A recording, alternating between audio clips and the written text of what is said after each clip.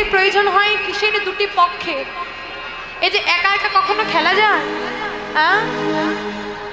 একা একা কখনো খেলা যায়? এহ জগতের মাঝে খেলতে গেলে দুটি পক্ষর প্রয়োজন হয়। কেন?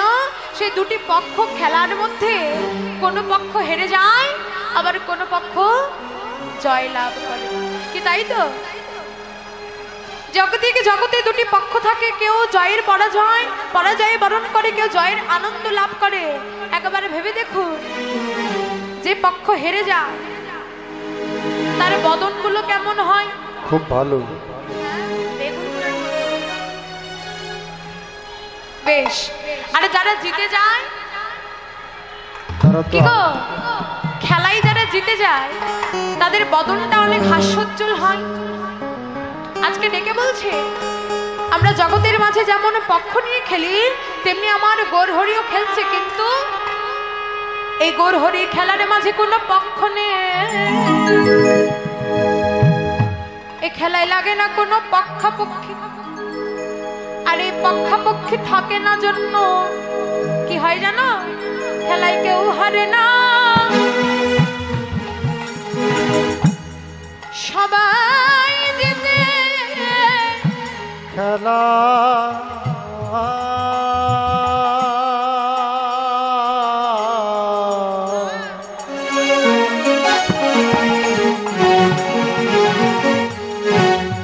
কেউ হারে না, সবাই যেতে। যারা হরি নামে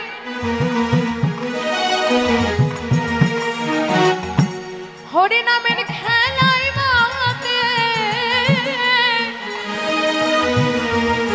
তারা কেউ হারে না, সবাই যেতে। যারা হরি নামে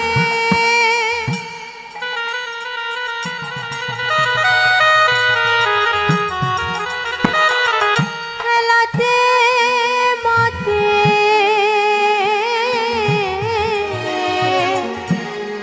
তারা কেউ হারে না, সবাই যেতে।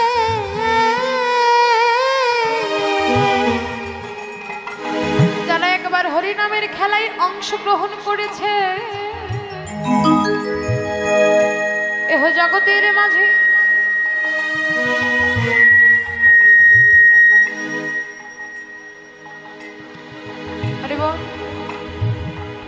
এহ জগতের মাঝে যতদিনে তোমার ওই দেহ খাঁচায় প্রাণ আছে, ততদিন এই হরিনামের খেলা থেকে তুমি বের হতে পারবে না। শুধু তাই না, যারা একবার হরিনামের খেলাকে আশ্রয় করেছে, তারা কখনো কোনোদিনও হারেনি, সদা সর্বদা জয়ের আনন্দটা লাভ করেছে। খেলেছে কারা? সেই স্বরগোস্বামী, কে বাবা? সেই রূপ সনাতন গোস্বামী, রূপ গোস্বামী, শ্রীজীবী গোপাল ভট্ট দাস রঘুনাথ, এই ছয় গোসাইর করে চরণ বন্দনা, এই ছয় গোসাইর করে চরণ বন্দনা। বাবা, তাদের চরণ কি এমনি এমনি বন্দনা করা হয়? সেই ছয় গোস্বামী, স্বরগোস্বামী, যারা হরি নামের মাহাত্ম্যটাকে বুঝতে পেরে হরির নামকে আশ্রয় করেছে, আর সেই হরির নামকে আশ্রয় করেছে জন্য দেখো আজকে প্রত্যেক ভক্তের হৃদয়ে মাঝে স্বর্ণাক্ষর দিয়ে লেখা রয়েছে সেই স্বরগোস্বামীর নাম। কি বাবা আছে না? বললেন নাম পুণ্য গাওয়ার সময় এই স্বরগোস্বামীর নাম করা হয়, আরতি করতে গেলে স্বরগোস্বামীর নাম করা হয়। দেখেছে, তারাও আমাদের মতোই মানুষ, কিন্তু হরিনামকে আশ্রয় করে তারা জগতের বুকে সারা জীবনের মতো স্মরণীয় হয়ে থাকলো। কিন্তু আমরা কি করলাম? বলছে হরিনামের এমনই গো, যারা একবারে ধরার মতো ধরেছে, আশ্রয় করার মতো করেছে, এহ জগতের মাঝে সবাই ছেড়ে গেলেও হরিনাম তাকে কখনো ছাড়ে না। আর এই হরিনামের খেলাটা হলো এমনই খেলা, দেখুন এহ জগতের মাঝে খেলা খেলতে গেলে নির্দিষ্ট একটি স্থানের দরকার হয়, কি মা তাই না? নির্দিষ্ট একটি স্থানের দরকার হয়, একটি জায়গার দরকার হয়, যে জায়গায় বসে খেলা হয় বা দাঁড়িয়ে খেলা হয়। শুধু তাই না, খেলা খেলতে গেলে একটু বয়সের তারতম্য থাকে, যে আমি যদি খেলতে যাই আমি কোনো 60 বছরের বৃদ্ধার সাথে খেলবো না, খেলবো কার সাথে? আমার মতো যারা সমবয়সী। কিন্তু বাবা, এই হরিনামের খেলা এমনই খেলা, এই খেলায় লাগে না কোনো জায়গা, লাগে না কোনো স্থান কাল পাত্রের ভেদাভেদ। এই খেলা খেলতে চাও মা, একা একা খেলতে চাও, জপমালাটা নিয়ে নির্জন ঘরে বসে একা একা জপের মালাটা নিয়ে একা একা নির্জন একাকী ঘরে হরিনামের খেলা খেলা যায়। আবার সবাইকে নিয়েও খেলা যায়, যেমন খেলায় আজকে আমরা সবাই মেতে আছি, যেমন খেলায় সবাই মেতে আছি। আজকে মহাজন ডেকে বললেন এই খেলা এমনই খেলা, এই খেলার রস গাঢ় থেকে গাঢ়তম হতে হতে খেলার রসটা যখন সর্বোচ্চ শিখরে উঠে যায় কি হয় জানো? ধরো কোনো পিতা তার পুত্রের সাথে খেলছে, খেলা খেলতে খেলতে কি হয় জানো? কত পিতা ধরে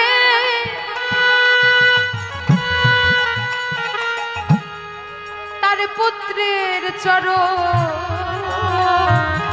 কত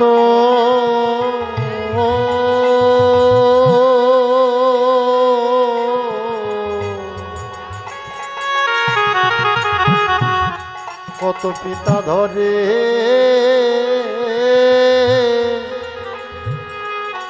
পুত্রের চরণ, তাদের আত্মস্মৃতি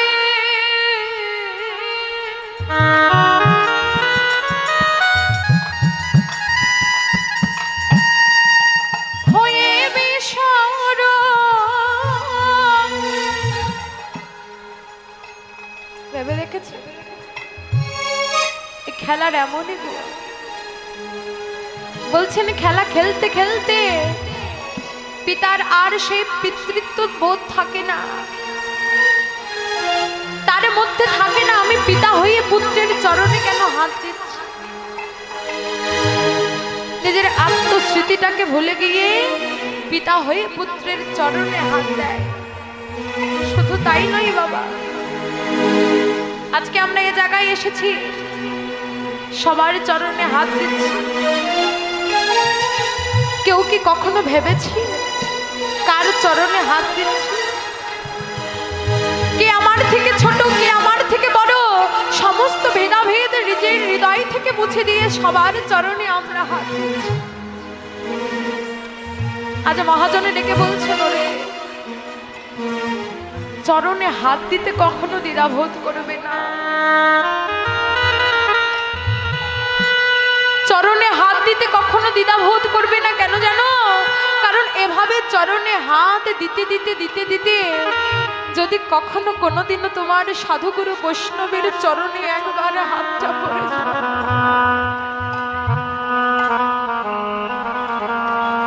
যদি একবার তোমার সাধুগুরু বৈষ্ণবের চরণে হাতটা পড়ে যায়, সেই সাধুগুরু বৈষ্ণবের চরণের চরণ ধুলিতে তোমার এই মানব জন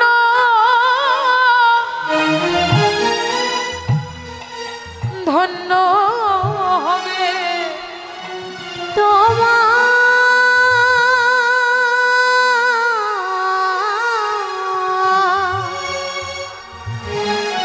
তোমার মানব জন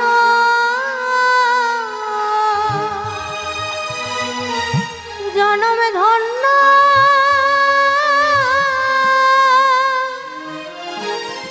ধন্য।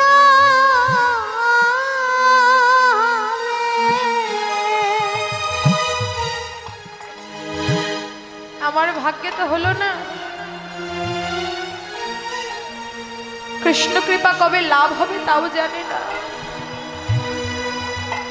আদৌ এই ভাগ্যে কৃষ্ণ দর্শন লেখা আছে কিনা জানি না। আজকে আপনাদের মতো সাধুগুরু বৈষ্ণবদের কাছে পেয়ে, আপনাদের মতো শুদ্ধ নিষ্কিঞ্চনদের ভক্তদের কাছে পেয়ে, বাবা জানি না জীবনের বেলাটা কখন ডুবে যাবে। আজ আপনাদের মতো শুদ্ধ নিষ্কিঞ্চন ভক্তকে কাছে পেয়ে আমার আপনাদের চরণের দ্বার প্রান্তে আমার করখানিকে বাড়িয়ে দিলাম। ও ভক্তগণ, একবারে দাও দাও তোমাদের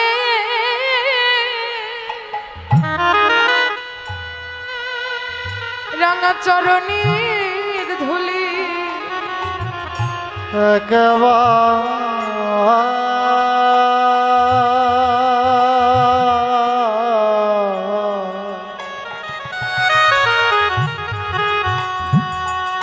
একবার দাও দাও ভক্ত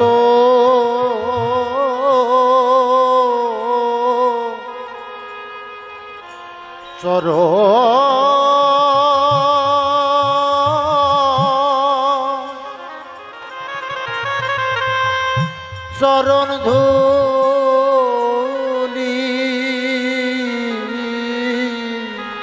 একেবারে দাও দাও তোমাদের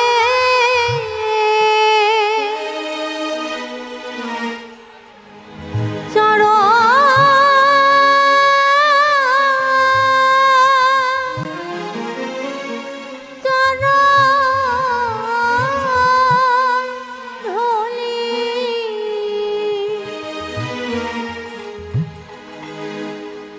ধুলি মেখে জীবন এই তাপিত হৃদয় সারাদিন কত কুকর্মে নিজেকে লিপ্ত রাখে। সৎকর্ম করার মতো ভাগ্য আমার হলো। আজকে ভক্তের বাজারে এসে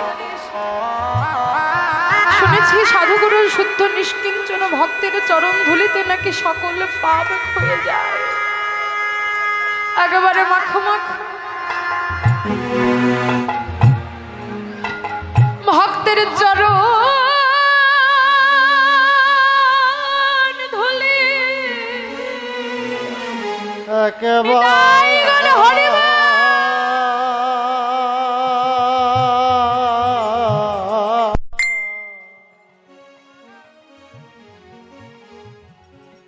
একবার দাও দাও ভক্ত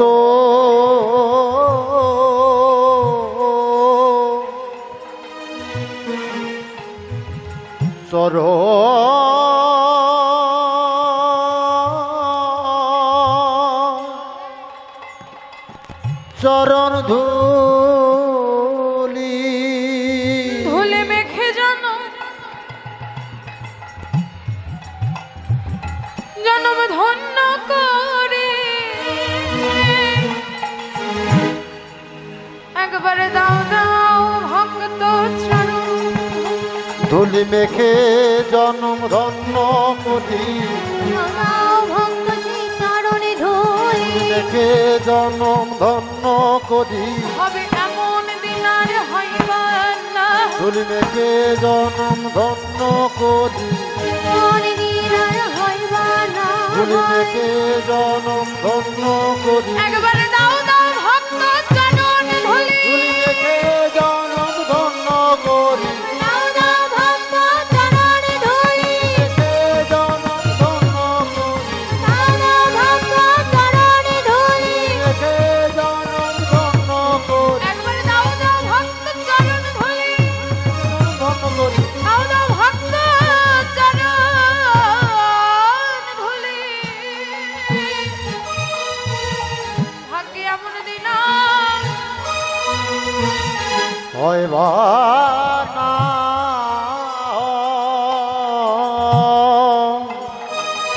আজ গৌর হরি ডেকে বলছো গো শীঘ্র করে গুছিয়ে নাও। যে দেখো ওই গগন আকাশের বেলা, গগন আকাশের বেলা যে অস্ত যায়, ওই গগন আকাশের বেলা যে অস্ত যায়। আজ সমস্ত ভক্তগণকে ডেকে বলছে গৌরহরি ওগো দেবা দেবাবসান হেরি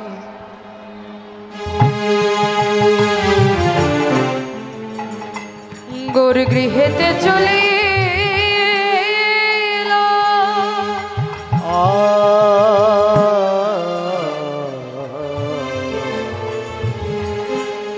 দিবায় অবসান হেরি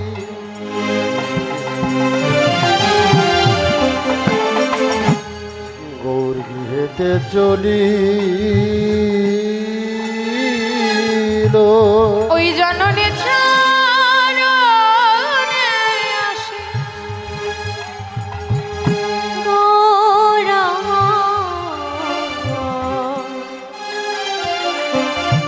আজ প্রণাম করিল ওই জননী চরণে আসে ও রামা প্রণাম করিল জননী চরণে আসি গৌরামা প্রণাম করি